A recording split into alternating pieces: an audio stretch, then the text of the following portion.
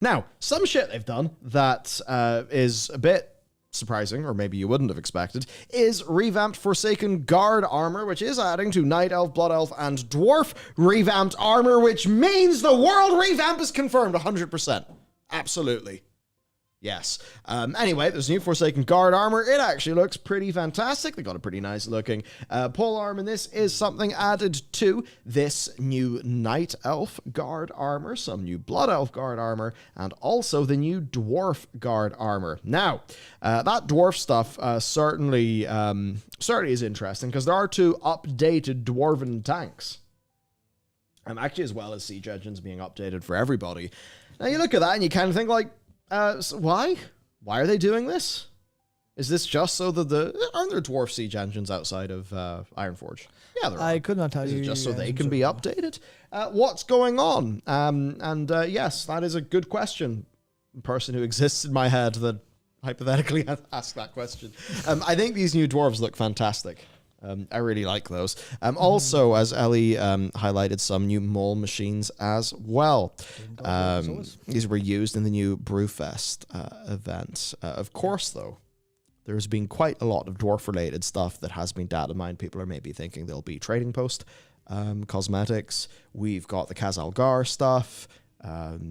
Just about everything related to new expansion, leaks, discussion, rumors is all surrounding at least partially dwarves. Yeah, so who knows?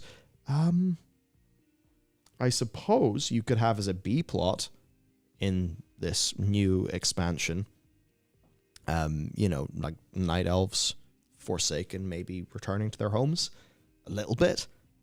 Obviously, Forsaken are already there. But like Night Elves, as much as the Heritage Armor questline was a bit, not ideal, and as much as a lot of people are concerned because now the refugees have left Stormwind and they are present in Emirdrasil in the Dream, I think it's pretty clear that that's not the long-term plan for the Night Elves. Because don't get people's hopes up. But don't get people's hopes up. I'll just keep making him go higher and higher and higher.